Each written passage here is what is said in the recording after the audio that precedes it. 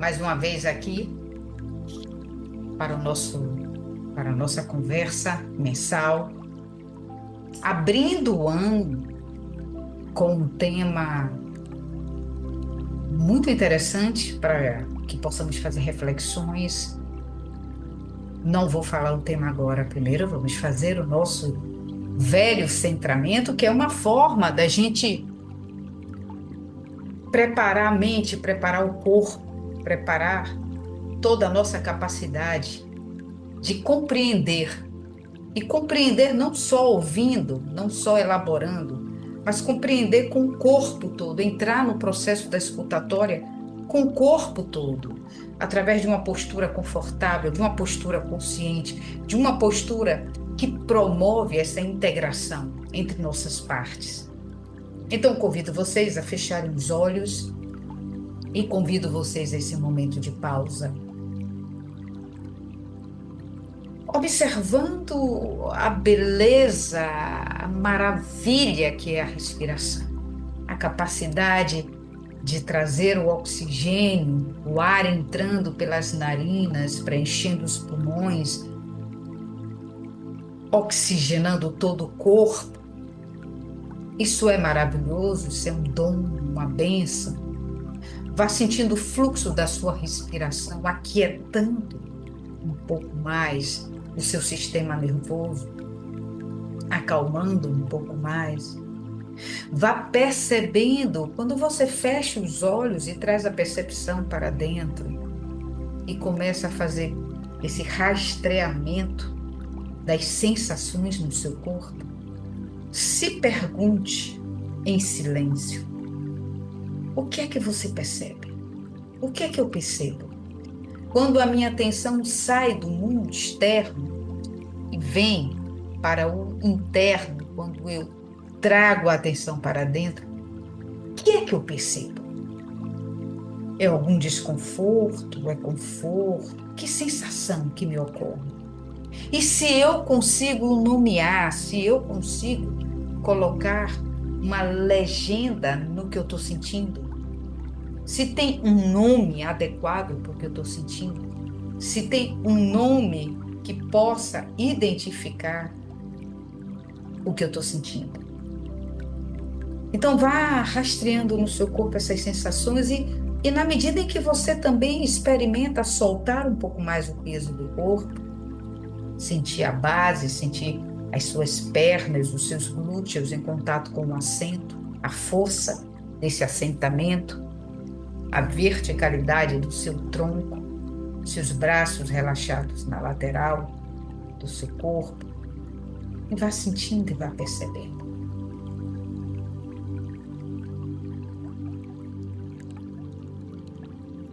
Observe se tem alguma região no seu corpo em que você experimenta conforto e bem-estar.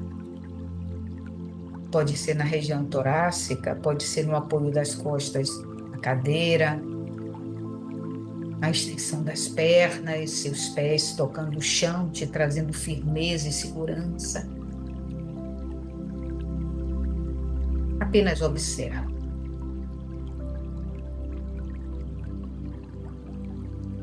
E então, vamos trazer as nossas mãos unidas em Prana Mudra próximas ao coração. Vamos inspirar e vamos juntos exalar, vibrando o mantra Om 3 vezes.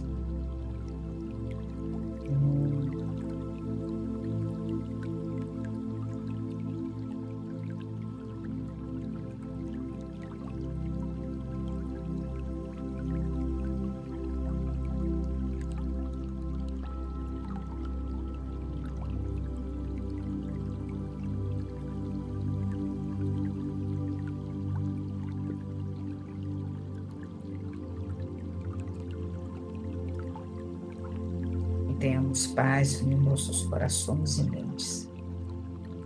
E que essa paz se expanda durante todo o ano de 2026. Que possamos estar tranquilos. Que possamos estar equilibrados. Que possamos ter discernimento para fazer as melhores escolhas. E então vamos abrindo os nossos olhos O tema de hoje é o sofrimento. Olha só, o sofrimento. Quem de nós não sofre? Quem de nós não já teve dias difíceis de sofrimento? O tema foi tirado do livro No Limiar do Amanhã, de J. Herculano Pires.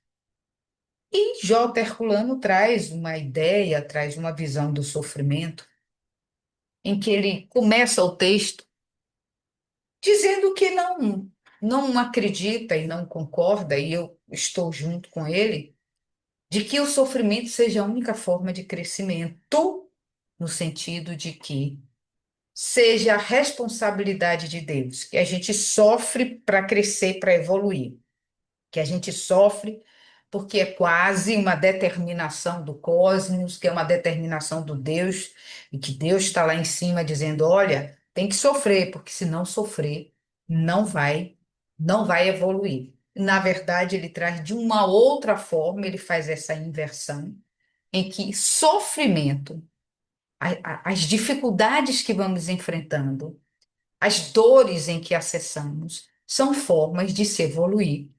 Mas não é a única forma. Mas, às vezes, deliberamos fazer esse caminho pelo sofrimento. Então, a gente sabe que toda vez que a gente está enfrentando uma dificuldade, é quando a gente lembra mais espontaneamente e mais fervorosamente da presença de Deus, da presença dos nossos anjos, da presença dos nossos guias e protetores. Não temos nenhuma dúvida que uma vida absolutamente equilibrada, no sentido de não faltar nada, de ter abundância de tudo, onde você não é incitado a refletir nem a buscar meios de superar, quando você tem uma vida acomodada porque está tudo tão perfeito, a gente não vai para lugar nenhum. A zona de conforto não desloca a gente para lugar nenhum, sobretudo em direção ao crescimento. Quando está muito confortável, há uma tendência a se acomodar. Então, quando a gente entra no desconforto, ou quando a gente passa por uma situação de dor e sofrimento, naturalmente, esse é um gatilho para que a gente faça um movimento para sair daquela zona. Uma pessoa saudável psiquicamente, uma pessoa saudável emocionalmente, ela não vai querer ficar na zona de sofrimento. Então, ela vai se mover em direção a possibilidades de sair daquela zona de sofrimento e buscar o seu bem-estar. Isso é fato. Isso é fato. Na visão hinduísta, eu gosto sempre de fazer, de trazer esse adendo, de trazer esse complemento. Na visão hinduísta, o sofrimento não é um castigo de Deus, assim como a gente sabe disso, assim como Herculano, J. Herculano fala, assim como o Espiritismo diz, não tem a ver com Deus, não é um castigo de Deus, não é através de punição que Deus vai nos ensinar como aquele pai austero que vai chicotear o filho. Esquece, Deus é amor. E Deus é amor o tempo todo, e Deus é amor unicamente. Então, o nosso Pai, Deus, é só amor. Não agrada ser pedagógico através de tortura e sofrimento. Mas, então, o hinduísmo também acha isso. O hinduísmo diz que não é um castigo de Deus. Deus não está envolvido diretamente no sofrimento porque ele não está infligindo dor. E que o castigo é um subproduto da ignorância nossa, da ignorância e da maior ignorância que nós temos, que é o ignorar de que somos, o esquecimento de que somos seres espirituais, essencialmente espirituais, com uma experiência material. Então, o hinduísmo começa aí. O sofrimento é oriundo da ignorância que nós ainda temos de estar se identificando o tempo todo com corpo e mente materiais, com o aspecto material, com o adorno material e com tudo que forma esse adorno nessa vida, esquecendo que somos seres espirituais e que já tivemos outras experiências, que temos um acervo de ancestralidade, de histórias, de eventos que aconteceram durante nossas outras vidas, e que isso, e que isso configura que somos seres espirituais numa longa trajetória evolutiva. Esse seria o primeiro ponto, a ignorância. O sofrimento é oriundo dessa ignorância que forma uma fissura, uma rachadura na ideia de que somos seres espirituais. Quando a gente reencarna nesse mundo material, a gente está soberbado de estímulos materiais, não só materiais, falando de átomo, de matéria bruta, mas da nossa própria configuração enquanto pessoa, minhas qualidades, meus defeitos, minhas características pessoais, meus gostos, meus desejos, minhas aversões. Isso tudo vai formando um arcabouço da experiência enquanto ser, nós nos identificando o tempo todo com essa experiência como ser material. Então, o hinduísmo diz que a partir daí começa o problema, porque nós não somos só seres materiais, mas estamos achando que só somos seres materiais, esquecendo da plenitude espiritual do nosso Atman, da nossa alma. E aí, a partir disso, dessa confusão de que achamos parte da nossa existência, que somos seres materiais e, portanto, vamos criando apegos a situações materiais, vamos criando é, dependência, né? Porque tem todo o acervo de que, sendo material, sendo um ser meramente material, dentro desse contexto telúrico de experiência na Terra, eu tenho que crescer, eu tenho que ser profissional, eu tenho que trabalhar, eu tenho que ganhar dinheiro, eu tenho que me casar, eu tenho que ter filhos. E temos e temos não. E podemos ter tudo isso e está tudo bem, mas nós não só somos isso. Nós precisamos compreender que entrar numa escola, fazer uma faculdade, entrar no mercado de trabalho, querer ser um bom profissional, querer ter seu apartamento, querer ter seu carro, é tudo instrumento de crescimento. E sendo instrumento, isso não configura a gente, não é o que configura Rosana, João, Maria, Paulo. Isso faz parte do processo. Em essência, somos um espírito que precisamos estar em contato com essas experiências materiais para aprimorar nossas virtudes. Ponto. Então, tudo isso faz parte do contexto e tudo isso é muito interessante. Então, nós temos um cronograma para seguir dentro da nossa vida material, que é um cronograma evolutivo dentro desse cronograma material. Eu vou estudar, eu vou passar por algumas dificuldades, eu vou entrar no mercado de trabalho e vou conhecer pessoas bacanas, mas vou conhecer pessoas problemáticas que estão passando por situações difíceis e às vezes têm relacionamento difícil. Eu vou conhecer uma pessoa, eu vou casar e depois eu vou descobrir que, poxa vida, uau, foi difícil a minha experiência, mas o que é que eu posso fazer para aprender com isso? Esse é o processo, esse é o mecanismo evolutivo. Já que estamos no plano material, ainda que sejamos espíritos essencialmente, mas já que escolhemos, sabemos que estar aqui no plano material é uma forma compulsória de entrar na roda evolutiva, né? E continuar no processo de samsara, de nascer de novo, morrer, nascer de novo. Esse é o processo de samsara.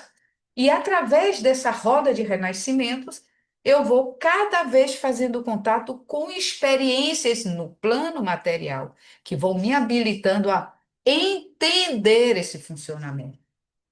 Então, no hinduísmo, a ignorância é o ponto de origem do sofrimento. Eu ignoro, eu perdi contato com a minha memória, eu perdi contato com a capacidade de me lembrar diariamente que eu posso olhar esse problema de um outro lugar, olhar como um espírito, não como um ser finito material. Porque quando a gente olha um problema, olha uma situação, se esquecendo que somos espírito, tem uma dimensão diferente esse problema. Não tenho dúvida, vai ser caótico, vai ser extremo, vai ser terrível. Por quê? Porque eu sou limitado, a minha experiência é limitada, né? Eu estou focada nas coisas que eu conquistei nessa vida e perder é desafiador demais. E quando eu olho como, peraí, deixa eu olhar sob o ponto de vista de um ser espiritual, veja só, isso não vai me limitar, isso não vai, não vai definir quem eu sou.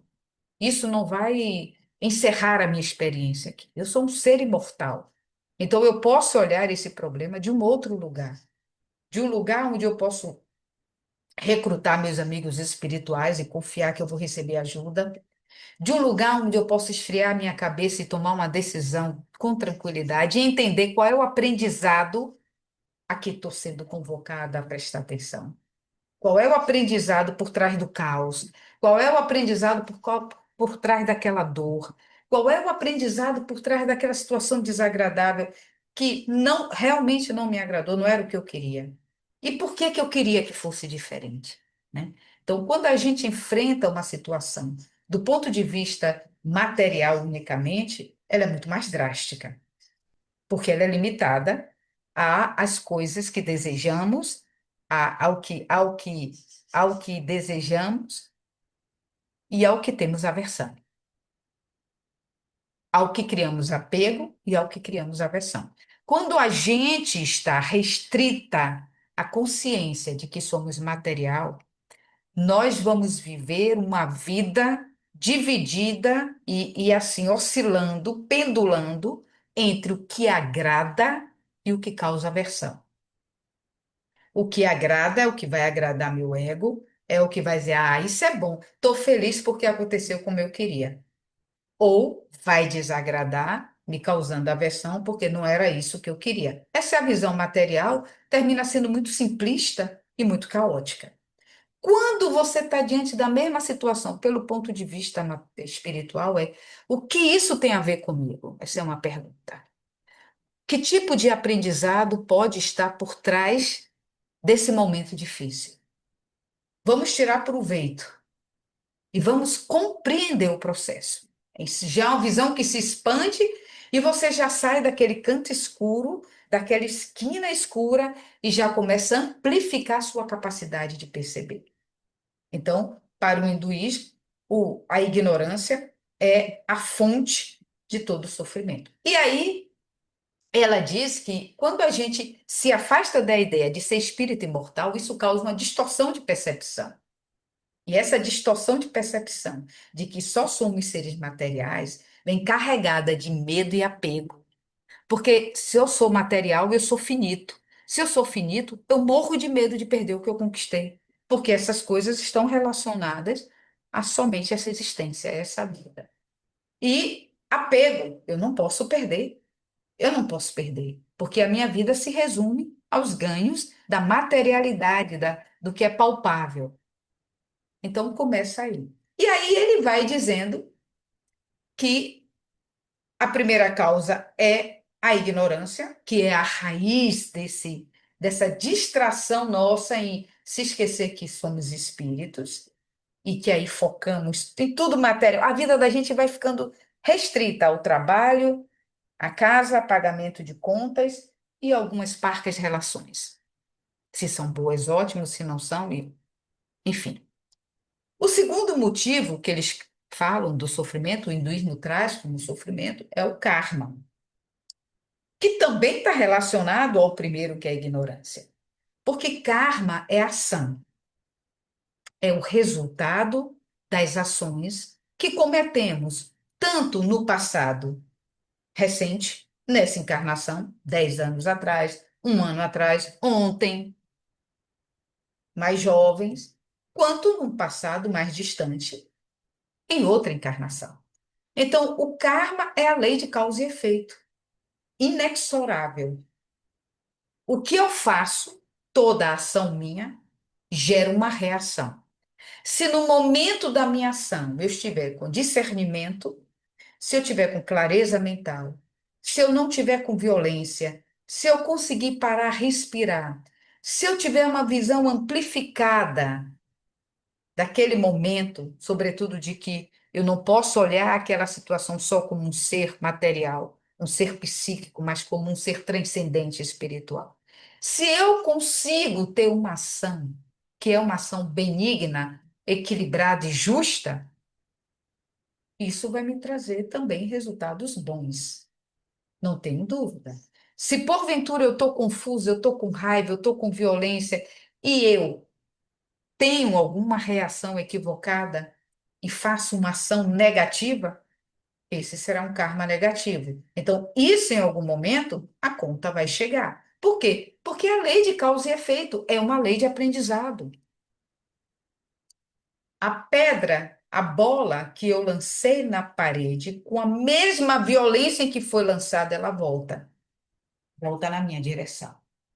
Isso é lei, uma lei universal. Joguei a bola na parede, ela bate e volta. E volta com a mesma intensidade, com a mesma velocidade. Então, karma é o segundo ponto de sofrimento. Então, se eu tenho atitudes desordenadas, descoordenadas, atitudes negativas, eu vou ter mais sofrimento. Lógico que eu vou ter. É aquela bola que eu arremessei com muita violência na parede, ela volta e volta com intensidade. Então, Deus não está. Isso é lei. Isso é lei. Não é que Deus, eu vou ter que pagar porque Deus está me castigando. Não, Deus não está castigando. Na verdade, nós estamos promovemos uma ação e estamos agora à mercê de uma reação, de um efeito. Causamos, agora vamos ter o efeito. Isso é lei. E isso é uma lei de correção. É uma lei pedagógica. Porque no momento em que a gente começa a entender isso, a gente pensa na responsabilidade de cada pequena atitude na nossa vida, que precisa ter cuidado, que precisa ter consciência, que precisa ter cautela, para que não seja uma ação que gere mais sofrimento, nem para mim e nem para o outro. Claro, claro, essa é a função.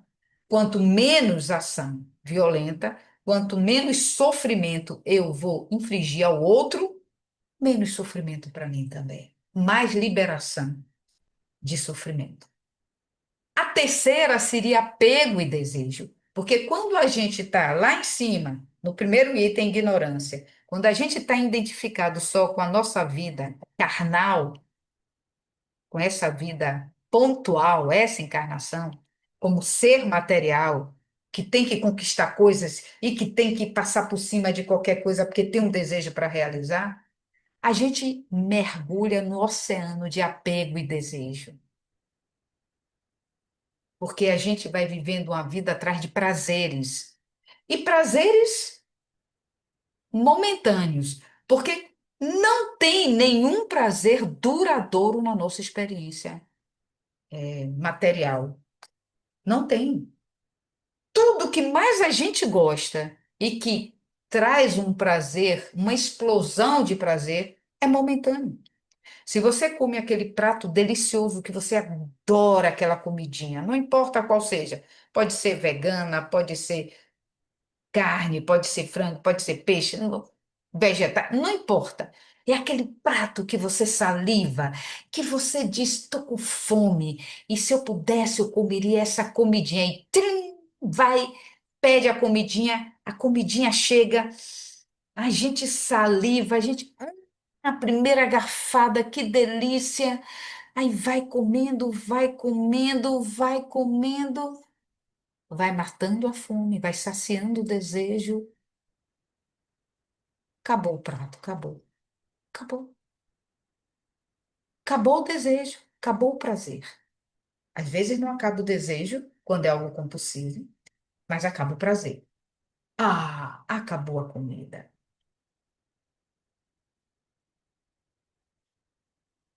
Tudo tem um tempo. O prazer tem o seu próprio tempo.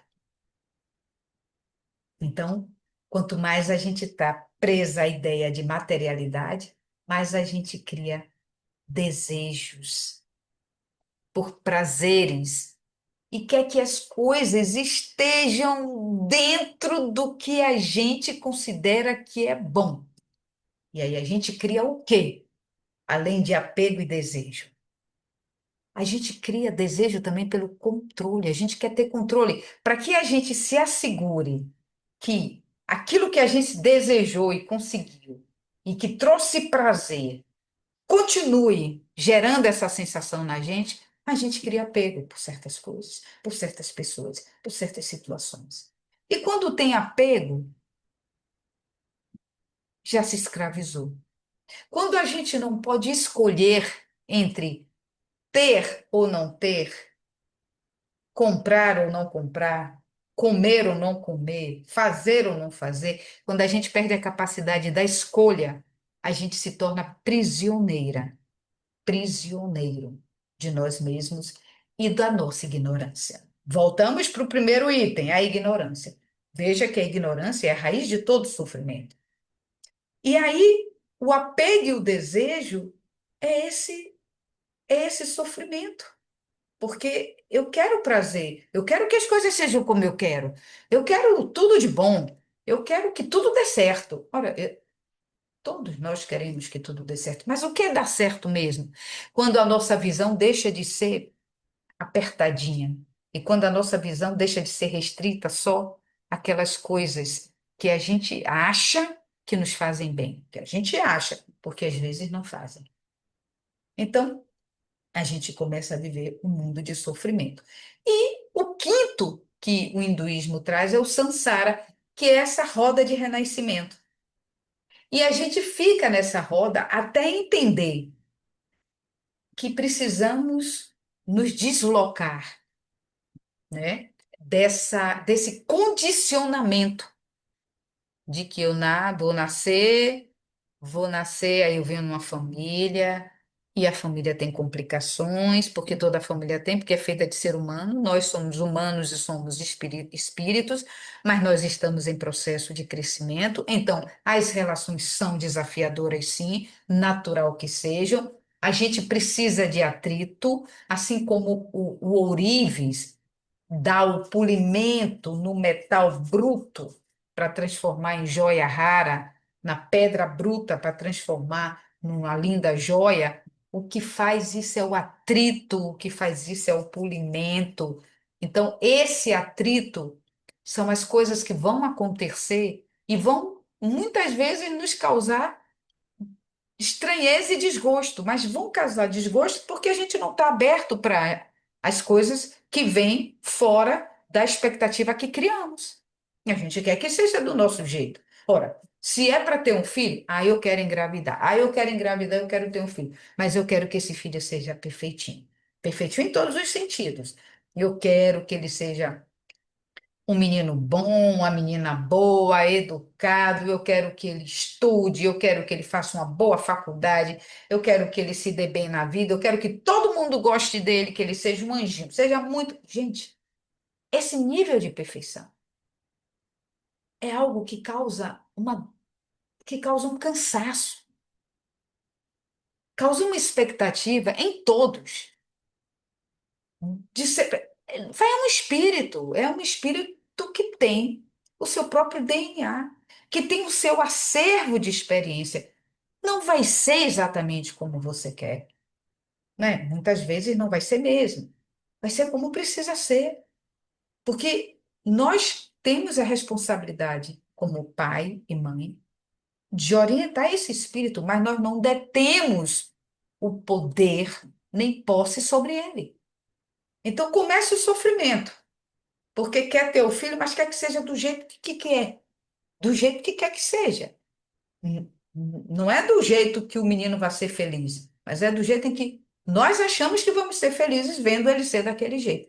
Começa o sofrimento. Então, por isso que o hinduísmo diz que o sofrimento tem a sua origem na ignorância. Porque no momento em que a gente se identifica como espírito, e a gente volta a se conectar com o divino, é isso que eles dizem, e que J. Herculano diz também, de outra forma, mas diz, quando a gente se conecta a Deus, quando a gente dá um mergulho no oceano de Deus, a gente confia numa organização que está o tempo todo equilibrando essa roda de renascimento. E que as experiências que estão vindo para a gente são resultados das nossas escolhas. E se fizermos escolhas que são pautadas ainda na nossa ignorância, não tem como ter resultados bons, agradáveis, porque nós estamos equivocados ainda. Então, o que é que nós temos que fazer? A gente tem que pensar o sofrimento como um sistema. Se a ignorância causa sofrimento, porque quando eu não estou ciente que sou filho de Deus, que sou espírito, que tenho uma seiva espiritual e, portanto, tenho potência para ser diferente, para ser melhor, quando a gente perde o contato com essa realidade, a gente mergulha no plano da materialidade e vai viver uma vidinha só para aquilo. Aí vai colapsar no trabalho, aí vai colapsar nas relações, aí vai viver doente, aí vai perder a vitalidade, aí vai viver reclamando. Por quê? Porque a gente está sendo guiado pelos nossos aspectos materiais, inclusive do nosso ego pessoal. Eu sou assim, então tem que ser assim. Se fulano for assado, eu não gosto, eu quero que seja do meu jeito. E é claro que a gente faz isso, porque a gente termina estando muito conectado a essa realidade material quando estamos encarnados. Mas o trabalho é estando encarnada. Será que nós conseguimos lembrar, recordar, através de um roteiro diário, de que somos seres espirituais? Portanto, nós não vamos salvar todo mundo.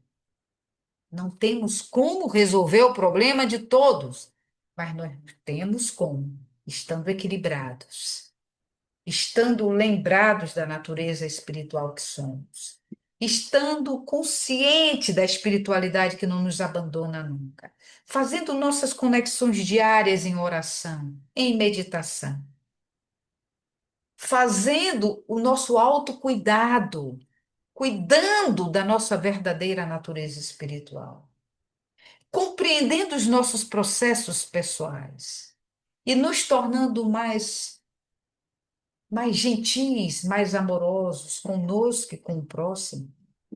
É claro que a forma como a gente faz enfrentamentos em relação aos problemas vai mudar. Claro que a forma muda completamente. Porque a gente deixa de ter aquela visão fechadinha, limitada, encaixotada de ser material, imerso nas coisas materiais, sentindo da forma material. E, portanto, sabe, em ebulição o tempo todo. Se não for assim, não vai dar, tem que ser. A gente sofre demais, a gente se desregula demais. Então, diante de um problema, pare, vamos respirar um pouco, vamos fazer uma oração. E ao fazer a oração, vamos nos lembrar do acervo espiritual que temos, da trajetória espiritual que temos, dos amigos espirituais que temos. E você vai ver na mesma hora mudar, muda a energia. Muda a atmosfera, muda a psicosfera, muda tudo. É como se a gente acendesse uma luz e essa luz dissesse: acabou o caos, as trevas se dissipam. Somente o autoconhecimento pode eliminar as trevas da ignorância.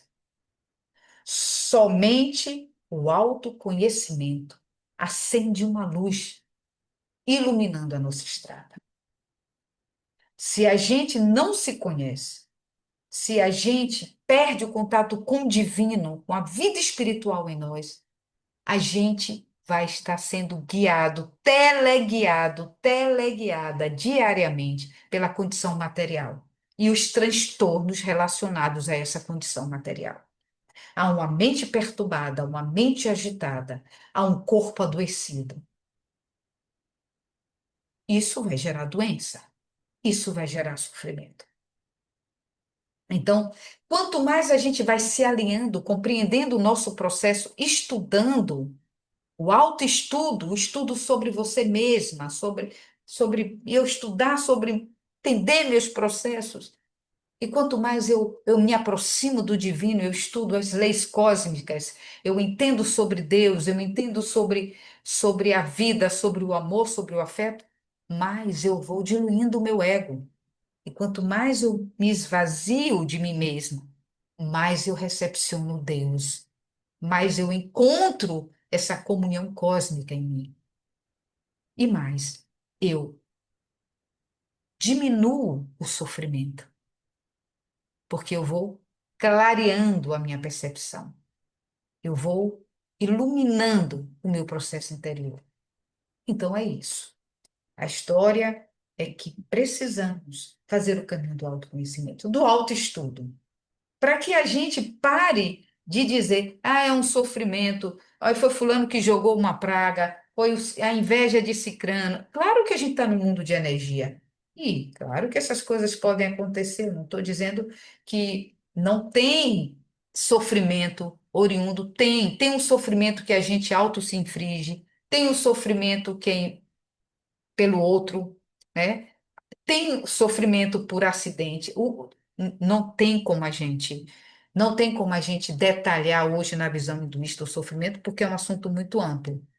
Mas todas essas causas, quando nós temos o caminho do autoconhecimento, que a gente chama de dhinana, o caminho do conhecimento, do autoestudo, a gente assiste de um outro lugar. A gente se posiciona de uma outra forma. A gente compreende como sendo uma experiência para a evolução. E é, e é. A gente ainda vai fazer algumas coisas, naturalmente, que vão gerar algum sofrimento, algum desconforto. Mas quando a gente toma consciência disso, a gente já lida diferente com o resultado das ações e faz a correção a partir dali, para não repetir. É assim que é a proposta do caminho evolutivo. Então, o sofrimento não é um castigo de Deus, é um processo oriundo do não conhecer, do ignorar e do se esquecer da nossa natureza divina e ficarmos muito relacionados só com a nossa natureza material e com os aspectos dessa materialidade, que vão trazendo dor e sofrimento, apego, que vão trazendo desejos e que vão fazendo com que a gente esteja numa labuta constante por coisas perecíveis, coisas que não vão durar, que não vão durar, que pela sua própria natureza da materialidade é impermanente, que pela própria natureza da vida material elas vão passar. Tanto prazer quanto dor, tanta alegria quanto tristeza, né? Tanto prazer, o regozijo apenas quando a gente entra numa experiência espiritual, uma experiência com Deus, como nos narram grandes mestres, o próprio Jesus, que diz: Eu e o Pai somos um, o próprio Paramahansa Yogananda, o próprio Mahatma Gandhi, que através de uma prática de autoconhecimento consistente e de meditações contínuas, encontraram a unificação com o seu mestre. Então, eles já experimentavam naturalmente uma sensação de prazer cósmico, de alegria celestial o tempo todo. Porque somente essas conquistas pela alma, somente essas conquistas pela alma são imperecíveis. Conquista, conquistas pelo ego não duram. Somente conquistas pela alma são imperecíveis. Então é preciso que a gente aproveite, que tenhamos tempo ainda, e temos tempo, para colocar nossas habilidades espirituais em prática. E que possamos, em 2026, praticar essa conexão com o divino em nós, para que nos lembremos que, mesmo nos desafios, nós podemos enxergar por um outro ângulo e nós podemos aproveitar o ensinamento e sairmos vitoriosos de uma situação que antes era caótica e agora é recursiva, porque nos transforma e nos ajuda a permanecer no caminho da evolução. Convido vocês a fecharem os olhos mais uma vez e convido vocês a sentirem a força dessa afirmação. Eu sou essencialmente espírito. E sendo espírito, sou imortal. Sendo imortal, sou imperecível. Posso olhar para além das limitações do corpo físico. E posso perceber a vida cósmica em mim, em cada átomo, em cada célula, em cada respiração, no meu prana. E vamos trazer as nossas mãos unidas em pranam. Vamos inspirar. E juntos dizermos Om Shanti. Muita paz. Om Shanti. Obrigada pela atenção de todos vocês e até o próximo encontro com fé em Deus. Até lá.